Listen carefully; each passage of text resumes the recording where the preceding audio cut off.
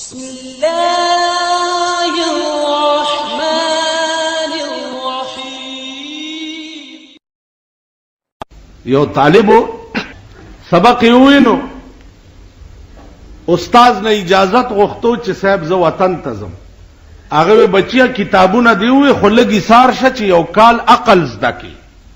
هغه زه تر اوسه بیا عقل او مس او کتابونه مې ویلې او دغه عقلم دی او دار شه دی او بس زما وېزا چې را روان شه دی په یو کلی راغله دی پاغي کې شپه وا سګوري چې الته یو پیر په جمعات کې غوا تړلې ده. چې غوا تړلې ده په طالب پیریان راغلي چې بیړه غر کشه په جمعات کې څنګه غوا تړلې ده. نو په منبر خطلې ده ویل دا د کافر بچي پیر شه دی د مرګ روا ده د بیړه غر کشه په جمعات کې غوا تړلې ده. الته صاحب د پیر مریدانو او د سی مریدانو چې الله دې امان راکړي. زکه چې د مونږ په دې ملک کې مونږ ور خدای ته کنځلې کوه والله قدر ته څوک څووي، رسول ته کنځلې کوه والله قدر ته څوک څووي. او کله پیر نامه دې بیا او د سواغستا نو مرګ دې زه تاسو وګورئ. پیر دومره اوچت شه دی، دومره اوچت شه دی چې هغه ورځ زمونږ په قومي اسمبلی کې چې حلف اغسته کېده نو پیر پګاړه د دې وجه اسمبلی ترانغه چې دا موجوده وزیر اعظم به زما مرید دی، دا به ټینګېدی نشي او نه به حلف کولی شي نه به کېړی پخپو کولی شي. ایو بزرګو اذا کان الغراب دلیل قوم اذا کان الغراب دلیل قوم سيهديهم سبيل الهالكين. چې کارغه د قوم رهنمایي نو د کارغه کار څه دی؟ اذا کان الغراب دلیل قوم سيهديهم سبيل الهالكين. قوم خپل رهنما کارغه جوړ کی، د کارغه چې کم طرف تتلل دی قوم بم پاغه طرف روان. نه خبر ده چې دیر شو نزیات وزیران به په مرکز کی زمونږ په دې صوبه کې صوبایي ممبران لګیا دي استعفی ورکي. ولی وای کده چایس وزارت راته نه ملاویږي نو زه منبري څه کوم؟ په دې خبرو پوهیږئ؟ دا تاسو چې پاس کړی دي کنه دوی اوس د پیشو غوندې نورې چیچړې په خوب کې ګوري. دا زمونږ د ملک حال. ملک ته وګوره څومره دی او وزیران به څومره، بیا د دې وزیرانو اخراجات به څومره، د دوی بنگلې، د دوی موټرې، د دوی گاډونه، د دوی پیرادار، د دوی پولیس، د دوی ټیا ډیا. نو ملک به ټول د دوی په خېټو کې واچولې شي، خلق به تباہ او برباد کړي. دا ملک ته د وزیرانو ضرورت څه دی؟ شته ورته؟ دې ملک ته د وزیر ضرورت څه دی؟ بے وزیره چلیږي. نو حکومت د خدای ته وګوري او د خدای هغه لوی ورځې ته دی وګوري چې 50,000 کاله ورځ به چې په دې وزیرانو د دوی خېټې د چرګانو قبرستان دی. په دې وزیرانو دا ملک متبا کوا، د ملک بیړه په مغر کوا. بس منبران کافی دي کنه؟ کار څه دی؟ کړي څه دي تر اوسه پورې؟ نو عرض مې داو چې دا هغه د وینو الټی دي چې هر ورځ دا ملک کوي. دا هغه د وینو الټی. پرونه خبر ده تاسو خو ګوګشتوان یې په خبره نه پوهیږئ. پرونه خبر ده بیگم عفیفه ممدوٹ د قومي اسمبلی ممبر ده. هغه وایي چې په اسلام کې اډو پرده شته نه، په اسلام کې پرده نشته. د پردې تصور په اسلام کې نشته. اندازه وکړئ اوس هغه مولیانو ته پکار دي چې کوم په سینټ او په شورا کې ناستي، هغه مولیانو ته پکار دي کنه چې پیراپاسی ورته وي چې دا تاسو وي. اوس غلام غوث هزاروی با داسې خزل لزه د کم ځای نه پیدا کړ. دله خو غلام غوث هزاروی پکارو، دله خو مفتی محمود غوندې پکارو. اوس وایي هغې ته کنه چې دا ښځه وایي چې تاسو سره په شورا کې ناسته ده، اول تاسو په ایمان وایي چې اور او اوبه یو ځای چلیدی شي؟ اور او اوبه یو ځای وخت تېرولی شي؟ نو ښځه او سړی خو اور او اوبه دي، ښځه او سړی اور او اوبه دي. ورشه د ټلیفون محکمې بیړه تباه شوه چې کله نه جینکۍ پکې کېنودي. زلمی هلکان اپریټران او ځوانې پیغلې جینکۍ په یو سیټ کېنولي دي. رنګ ورته کېږه کېږه کېږه کېږه چېرته ورک وې؟ وایي جي بیزي وم. اوس بیزي ټکی داسې دی چې ته نه ورتلی شي او نه اسچینج کتی شي او نه پته لګولی شي چې دا بیزي بیزي په څه کې وې؟ او د بیزو بچیا په څه کې بیزي وې؟ خو د کاونټرې سره بیزي وې که نه؟ په اسمبلی کې چې ورسره دغه لونډې کېنولي دي، دا اسمبلی والا به باس کوي که د دغې کاونټرو په تماشه به وي. نو هغه وایي چې په اسلام کې د پردې تصور نشته. دا جواب ما ته نه دی پکار، دا هغه د اسمبلی او د سینټ ملیانو ته پکار دی چې هغه ورته ووایي چې قرآن کې د پردې تصور خود څه کوي. قرآن وایي چې په ښځه دی د کور هم بار نه وځي، بلکې په کور کې دم په زوره زوره نه ګرځي چې د پڼو आवाज د دیوال ناخوا پردی سړی وانه وري. د دې ملک د ازادۍ دا مطلب دی چې ملک دې دومره ازادي دی وشي چې که د ملک ښځې غول په سر تپیم څوک دې ورته خبره نشي کولی. بیا ښځو له اسلام اختیار ورکړی او اسلام د ښځو حق کړی، هغه ټیک ده که نه؟ ښځو له اسلام اختیار ورکړی، حقوق ورکړي دي، مراعات ورکړي دي. عربو به ژوندی په ځمکه خښولې، اسلام د ښځې مرګ حرام کړو. د دنیا به په ښځو مزدورۍ کولې او مړونو به یې خوړې. اوس به ښځه په کور کې ناستی، میړه به یې ګټي او دا به یې خوري. تاسو پوه شوئ؟ اسلام حقوق ورکړي. پلار مرشه د ښځې وراثت دی، للذکر مثل حظ الانثیین. دوه خویندې به د یو ورور برابر حصہ د پلار په مال کې اخلي. اسلام حقوق ورکړي که؟ اسلام دا حق ورکړی دی چې ته زما ښځه نو زما به. دا حق اسلام نه دی ورکړی چې ته زما ښځه نو ته به شاملات یې، ته به سرکې، هر څه به در باندې تېرېږي. دا حق اسلام نه دی ورکړی. نو عرض مې دا و عزیزانو، بله وګوره په لاهور کې کوړه دوړ کېږي، ریسونه کېږي، په هغې دا لوی لوی سنډاګان د پاکستان، لوی لوی ساربه ساربه غویان، لوی لوی سنډاګان، دا سرمایدار او د قوم ویني او تیکې خوړو والا دوی ځي او په دې جوارۍ هلته شرطونه لګوي. نننی خبر دی چې په کوړه دور باندې رسول الله هم کړی او رسول الله په شرطونه هم لګولي. دا ستا ملک دی چې هر ورځ د وینو الټی کوي، د هغې علاج به څوک کوي؟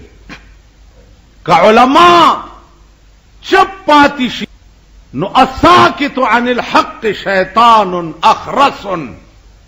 د حق نه چپ پاتې کېدل دا ګونګی شیطان دی. یو جرم دی ولیدو، یو ګناه دی ولیده او ته چپ پاتې شوې او دې نه وې، ته به په قیامت کې د ګونګي شیطان په صف کې ولاړې. جرم به وای که بادشاہ د زمانې وکي او که خان او نواب وکي، وای بچ دا ګناه ده، مخکې نتیجه به خدای ته سپاري. نو دینه چپ پاتې کېدا عزیزانو، دا یوازې د ملا کارم نه دی، ستاسم دا فرض ستاسو که په خوله تقریر نشي کوله په لاس یو سړی نشي نیوی نو په زړه کې ور سره قطع تعلق خو کولی شي مړي له مه ورځه واده له مه ورځه الیک سلیک ور سره بند کا دا خو کولی شي نو دا یوازې د ملا کار نه دی دا چې څوک وایي چې لا اله الا الله محمد رسول الله دا داغه کار زما عزیزانو عرض داو چې مونږ وګورئ چې په کوم قهر اخته یو مونږ په کوم عذاب گرفتار یو مونږ به د پاکستان د خزانه نه د ابوبکر بیت المال څنګه جوړو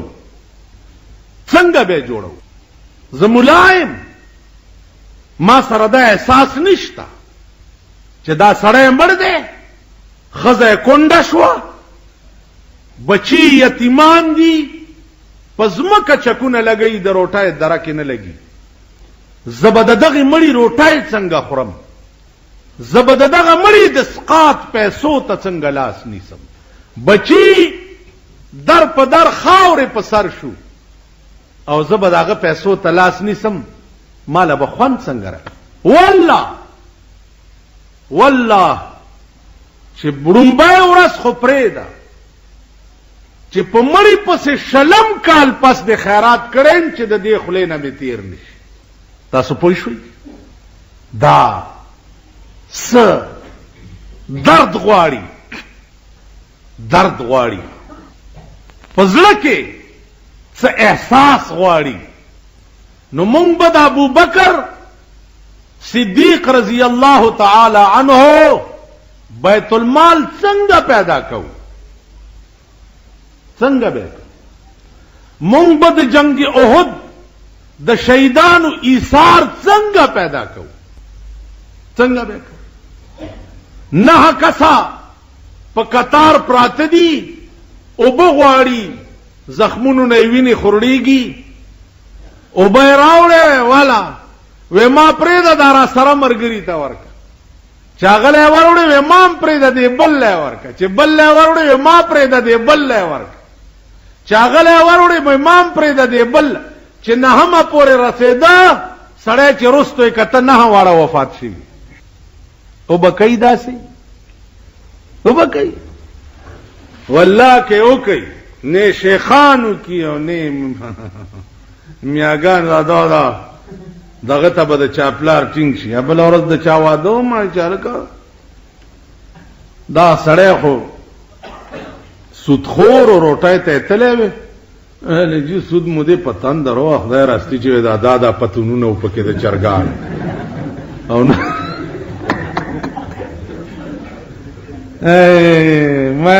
ما وی چې دا زه ویم چې وشرمېدلو نو مالتم پکې که نه په ایمان ویل زه پکې اول یم وی دغې ته ټینګېده ګران دي داسې به وکړي مجمع مې راوړه او صاحبه دومره بوټی پې د غوښې پرته ده او قورمه پې اچولې ده او صاحبه دې خوا کې ورسره زیړې وریجې دي او رالم چې شیخ صاحب دا خو مې تاله راوړه خو دا ګوټ کې ناست دی جومات کې دا لږ زیات وګی دی ته دلته کېده مړه اب بیا دغه لږ ډېر وګی دی بېګانې وګی دی نه ټکې خدا خو بیا کې نو جومات له څه له راغلی هسې په دا ټونګو باندې خدای دوکه کوي مونږ غر کیو غرق عزیزانو خدای پرسته اد سلطان باو خبر ہوئے عدل کرے تو ڈوبو ایسا عدل کرے تو ڈوبو ایسا فضل کرے تو تر ایسا اے خدایا کپ قیامت کی دد انصاف معاملہ شروع کڑا انصاف شروع نزبا غرق ځکه چې انصاف دی ته وي چې تاسو کړی او بدل درته ملو مزدوری دې کړی او د هغې عوض درته ملو شي دې ته انصاف وي نو که د انصاف معامله په قیامت کې شروع شوه خدای پراسته که جنت ته په لاره سړی وګورئ، ځکه چې مونږ څه کړي نه دي نو بدل کې به ملاوي کی څه. فضل کرے تو تر ایسا فضل یو کو نو بیڑا بم پارش. نو دعا کوي چې خدایا د فضل معاملې را سره کوا، د فضل د عدل معاملې وا، بیا به کار خراب شي. نو زما عزیزانو عرض مې داو چې دا د ټولو مسلمانانو فرض. لکه دا بند کې دا دغه خرابې لوډ سپیکر، دا زمونږ ټولو فرض چې غلط کار وګوري دا غي 3 درجې دي. پلاس نیول او بندول، په جبه ورته ویل د لاس او د جبه وست نو پړ کې ور سره قطع تعلق کی. کدا 3 درجې په تاسو کې نه وي، د پیغمبر د سنت خلاف، د خدای د تبلیغ خلاف، مسلمان کامل به پاتې نشي. پیغمبر نه تاسو شو چې یا رسول الله کوم مسلمان خو مسلمان دی؟ پیغمبر فرمایل چې المسلم من سلم المسلمون من لسانه و يده. مسلمان هغه سړی دی چې داغه د جبنا او داغه د لاس نه بل مسلمان ته ضرر نه رسي. نن زمونږ جبه او لاسونه لړمان نه دي، زمونږ جبه او زمونږ لاسونه لړمان. نو عزیزانو عرض مې داو د ملک په حال سوچ وکړئ. ما هیڅ کار نشته وزارتونو سره، هیڅ کار. سوال د ملک دی، سوال د ملک دی.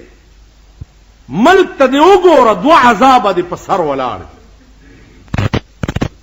نن خو تاسو وایي کنه چې نه خیر خیریت الکه دغه نه څوک راغلی لوړ او تورخم کې سال خیر خیریت لاره تلې راتلې ها زه خیر خیریت راځه.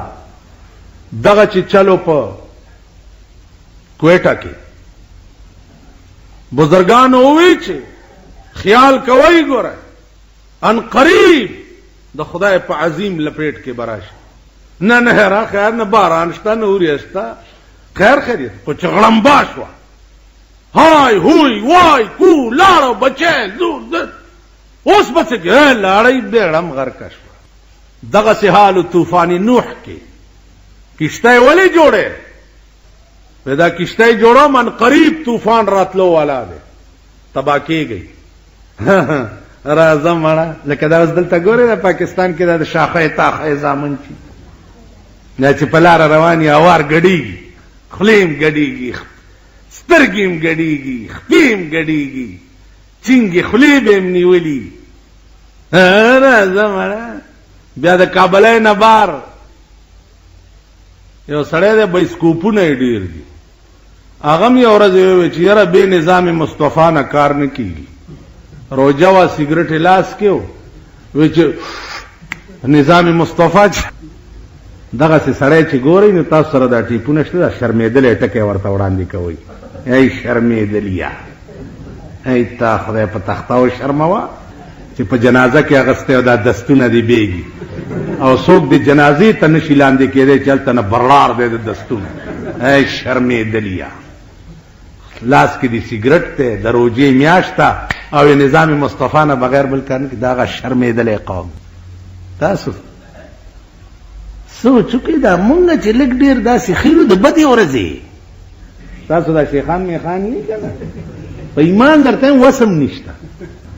تاسو پوه شئ دلته مونږ سره د بالا مانې کې داسې چې اندوانو سره به بوجي وچټول، اندوانو لوخي به وینځه هغه سره چې اوس پیسې او دولت راغلي رسې پنځو په سر رواني چې کور کې وادي په پیټو شراب په کس کلی کې په دې کلی کې داسره داسې چې رواني مال چې په مخ راشي زر سر ټیټ کړي او ټوپای داسې روسته ورته هم ته پیژنم د ګډي بچ دا قوم دی. ستا پلار نیکه ماته مال تاسو هغه نه زه چې کوم سړی وګورم مومندانو ته مې هغه ورځ وې مومندانو ته مالس داسې د پنجو په سر ګرځي کرکولای دې پیدا کړی ده. ته هغه نه چې هغه په ملا به دې 2 باره لرګي و په کوڅو کې به دې چغې والي. هغه نه اپریدو ته مې وې زه خپله اپریدی یم. ته هغه نه چې مولای به دې خرم په کونه کې ووالو هغې مولای نه به دې چکم کول. اوس معتبر شو. تاسو پوه شئ عرض دا خپل حیثیت وګورئ. په دې بالا ماڼۍ کې اپریدي اوسېږي بالا ماڼۍ او چې دلته کړت پړتو کې زه ورته زر د وطن نقشه وښیم. هغه رستو ګوره درېوالو ته مې وویل داسې غر ته مې اشاره وکړه هلته ضیاءالدین نامه یې ده زمونږ نیا نیکونه پلار دا به په هغې کې ډېره لرګي به یې راغوڅول بیا خرڅول او ګوړی او چای چیني بیا چې دی په ښار کې پې اخېسته. ورته داسې وایم چې هغه ضیاءالدین وګورئ دا مې هېر شو زر سرونه ټیټ رستزان ته وګورئ. محمود غزنوي سړی واستول چې ماله یو غلام والی. سړی منډۍ ته لاړ نو یو مری ولاړو ایاز نامه یې وه. ایاز پرتوګ نه دا پنسې شلېدلې وې او دا بډه یې پاتې وه. کمیس نه یې لستوڼي شلېدلي وو پاستنه پوندې سولېدلې وې پنجې پاتې وې. آی واغستو چې راوستو وې صاحب دا مرایم ډېر خوښ شو. وې ښه ده څه ورځې چې تېرې شو محمود غزنوي چې د ایاز ناز و ادا ته ګوري د هغه خدمت ته ګوري محمود غزنوي په ځان مین کو. چې مین یې کو واډر یې وکړو چې ورشئ اعلی لباس ور واغوندوئ او صفای کې وراوستو ځان سره په تخت کېنو. ایاز هغه جامې چې په کومو جامو کې دی په منډۍ کې خرڅېدو آی په صادر رومال کې وتړلې او په بکس کې کېښوې او کلپ یې ورته واچول او چابي جیب کې واچول. څه زمانه چې تېره شوه نو شیطانانو شکایتو کو محمود غزنوي ته چې صاحب د ایاز چې دی ستا د بادشاهۍ لال او جواهرات یې پټ کړي دي او هره ورځ ځي او د هغې تماشه کوي. بکس کولو کې وی ګوري بیا یې بند کړي. بادشاهان خو د غوږونو ډېر کچی راوی غوښته وی ایازه ما تا سره کومې مهربانۍ کړي دي او تا د بادشاهۍ لال او جواهرات په بکس کې پټ کړي دي او هر سهار یې ګورې. هغه ورته چابي راوویسته وی بادشاه سلامت دا چابي او دا بکس شوق مې دی چې په خپل لاس مبارکې کولاو کې او دا بکس وګورې. وی چې راځه چابي واغسته چې بکس یې کولاو کو چې پکې ګوري هغه ټوپی چې باتای ته وتی وي هغه کمیس چې لستوڼي او لمنې نه وي هغه پرتوګ چې پنسې نه وي هغه کېړی چې پوندې نه وي دا پکې پراته چې داسې بادشاه ورته وکتل وی دا ولې وی صاحب دا هغه جامې دي هغه جامې دي چې په دې جامو کې زه په منډۍ کې خرڅېدم او دا جامې مې اغوستې. اوس چې تاله رالم نو په شاهي تخت او شاهي لباس نو چې سار را پاسم او دا شاهي لباس واغوندم او په شاهي تخت کې ناستو ته روان شم نو زر دا بکس لرې کم او ورته وګورم چې ایازه اسې نه چې د بادشاه په تخت ناستې چرته غرور در کې را نشي. ته هغه ایاز وي چې یو ورځې په دې جامو کې په منډۍ کې خرڅېدې او غلام وي. که نن دې ورځې ته خدای راوستې نو سبا دې بیا هم د دې ورځې نه دې ته خدای راوستې شي. نو دا دې دپاره کوم چې چرته غرور را کې را نشي. الله محمود غزنوي د ټول سلطنت کنجیانې ورته حواله کړې چې تا نه زیات د اصیل بچی به بل څوک پیدا شي. عزیزانو اصیل سړی چې وي چې هر څومره لرې لاړ شي هغه د خپل ځان نه هېرېږي. نن تاسو وګورئ په پاکستان کې د ګناهونو د برکته دولت چې چا سره راغلی دی د هغې کورونه د شرابو ډیپوان دي د هغې کورونه د ډمو ډیپوان دي د هغې کورونه د زنا ډیپوان دي د هغې کورونه د ګډېدو ډیپوان دي داغي په ودونو کې په منونو شراب سکلې کی ځکه چې دولت او پیسې ورسره راغلي یو پیسې رالې سترګې پاواش او چې پیسې تلاړې زیړې مرض شو دوم رشنه خېټې نیولې وا ز په لار تیرېدم ورته ودرېدم سال ده و بس د خوب لیدو مولانا صاحب پوه نشو مال د خوب لیدنو بچیا ما تا ته یو ټکی کړو چې ما اوریدلی چې تا په لاور کې ډمه ساتلی دی او دې زنه ولا خرچونه لګي او په گاون کې در سره خلق د لوګي مړ کیږي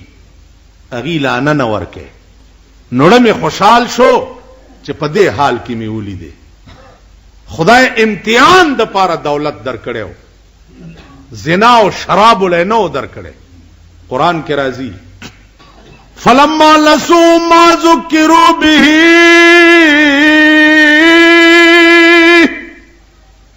فتحنا عليهم ابواب كل شيء سوک چې ماهر کی نو فتحنا عليهم ابواب كل شيء دار قسم نعمت دروازے پہ اور پرانیزم ماهر کی او زه په د نعمتونو دروازې ور پرانیزم تر کومه پورې حتا اذا فرحوا بما اوتوا ترغه پورې چې دې پکې خور نه نوځي په دې مزو کې بخت شي نو زه څه چالو کوم اخذناهم بغتة فاذا هم مبلسون ناګهانه رونی سم او چې راویلی سم بیا چغې وی وریانې چې خدای دا څه و څه روش نو زما عزیزانو غاوره نه شئ په دې چې نن خکور خدای در کړی دی جایګیرې در کړی دی دولت او پیسې منټ کې بدر نلاړ شي او د دوهای ملنګ یا به ورته ګوره فالج بدی ووي خوله بدی کږه شي سترګې بدی کږي شي تشي متیاز او ډکه بدی پلنګو بیږي دغه جیداد او جیګیر ته به ګوره خزه او لوړ او زامن بدر پورې تنګي چې خدای دا مردار تیکه به کله د دې کور نه وځي دا سیده کنه دا نو غاوره کېږه پېت شي غرور صرف د خدای د شان سره خای زور او قوت داغه د شان سره خای چې داغه نسوک مقابله کولای شي نه پکې تغییر راځي نه پکې زوال راځي زاو تبڅیو زمونږ به غرور څي زمونږ به زور څي زمونږ به قوت څي نو زما عزیزانو عرض مې داو چې خپل حیثیت هیروي ما نن زګورم په دې پیښور کې آس پاس چې نن نشل کاله مخکې مم کتلیو او نن هم ګورم نن خبرم بدلی دي خبره دغه د هندوانو برتنمان چې و ما ته وی چې ملا صاحب څنګه مال خیمه خا نور خی مال ته څنګه ول بس خیمه نو مال هغه بټای کې دی هغه فرمې مرمیشته چا بټو کې بدی خخته چولې کلا لری کړی دي وچو ما هغه فرمې مرمې در سره دی خختو کې چې تپیرې وي او بټای کې بدی خخته چ بس غلې روان شو تاسو دوا په کار دانو زما جبه کې لړم ناشته والله کدوی پرېدم تاسو ارتیر اجي سیب شوي بزرګ شوي دغه چې پیسې در سره راځي کور دې د رنگین ټي وي ډي پدې کور دې د ډمتوب او د وی سي ار ډي پدې دا لاسکه د جمعې په ورځ وی سي ارونه پترخ کې ګرځي او چې وی ګوره تسبیح به هم پلاس وته کور دې د میردین جمعات شاه دا خدای پورې ټوکې والے کې خزه دې شپه ورځ د پردو سنداګانو تماشو تکې نو لیدا او ته تسبیح په ټي وي څه شي خدای پراسته که په پاکستان کې ایس تغییر راغلی نه پکې اسلام راغلی نه پکې دین راغلی نه پکې مذهب راغلی دا د اسلام او د دین نامه دا داسې شی دی لکه دیګرام یو مارغه دی. دیګرام څه نامه ده؟ دیګرام یو مارغه دی، هغه ته قرآن یاد دی، قرآن ورته یاد دی. نو په ونه کې ناست دي او اعوذ بالله من الشیطان الرجیم بسم الله الرحمن الرحیم الف لام میم ذالک الکتاب لا ريب. دا مارغان ولا راشي چې دا لا څه چل دی؟ مارغه دا داسې ښه کلام وای، نو ورته ګیر چاپیر ناست نو چې دا قرآن اوري نو بیهوشه شي. چې بیهوشه شي دی داسې په یو نری سترګه ورته وګوري چې کم یو پکې غټ دی، او چې وګوري چې ښه سورب مارغه پکې غړک کې ورټوب ویني سي او وی خوري. بیا بلې ونې ته لاړ شي، اعوذ بالله من الشیطان الرجیم بسم الله الرحمن الرحیم، نور مارغان ورته راشي. نو هر قاری چې بے عمله قرآن لولي، هر قاری چې بے عمله قرآن لولي د په مثل دیګرام قرآن دام دی. هر قاری چې بے عمله قرآن لولي د په مثل دیګرام قرآن دام دی. د دیګرام مارغه دی او قرآن لکه خکاری چې دام غړولې د مارغانو نیو د پاره، نو دغه سه دیګرام قرآن دام کړي د مارغانو نی. نو اسلام او دین او مذهب پاکستان دام کړه ده ستاسو زمانی وو د پاره او ستاسو زما